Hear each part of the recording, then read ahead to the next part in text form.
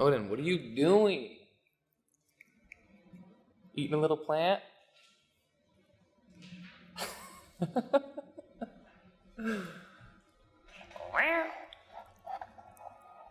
Dude, this shit's crazy.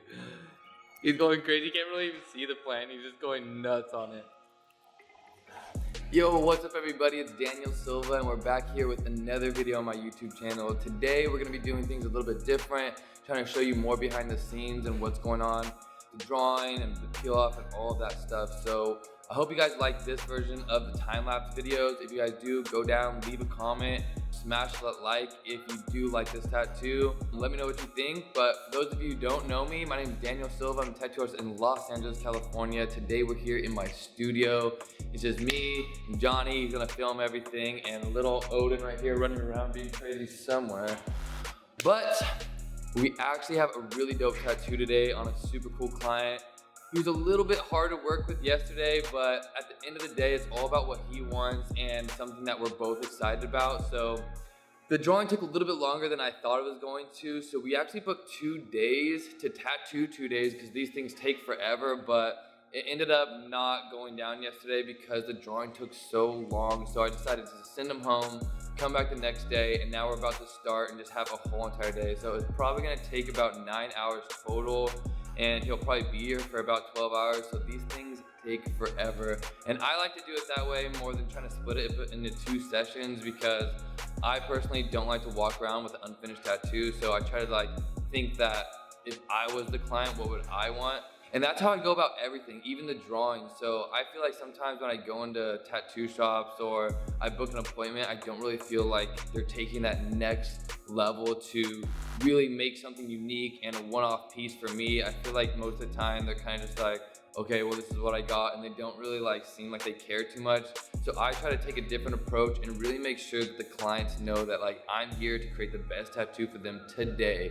So that's what I felt like doing, even though how stressful it got, doing those different, all those different versions. It must have been 20 versions, printing out, putting into his arm. He's like, I don't think I like that. And it got really, really stressful, but instead of trying to give up, I decided just to calm down, really think about if I was that person, how nervous I was to get my first really visible tattoo. So I'm about to show you the drawing in a second, so hope you guys like it.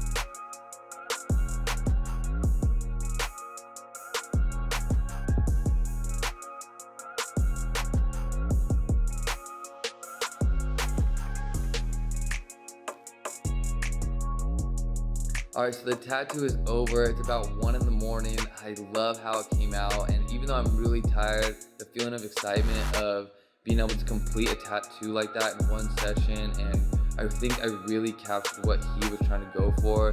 Even though I had a lot of ideas and a lot of stuff I wanted to put in it, I really want to be respectful to the client because it's going to be on his body forever. And I always say, it's like, I can create something like really cool that I like all the time, but if I'm not creating your perfect tattoo or a tattoo that you think is great, then I don't feel like I did my job well. So that's always my end result, is making sure that the client is in love with the tattoo, despite if I have all these crazy ideas of all these things that I think are cool, because that doesn't ultimately mean that that's the best idea. Even though a lot of people come for my specific art, it's always medium between trying to find what I want to do and what they're gonna love forever. So if you guys do like this video, go down, smash that like button, please subscribe, everything helps. But until then, see you next time.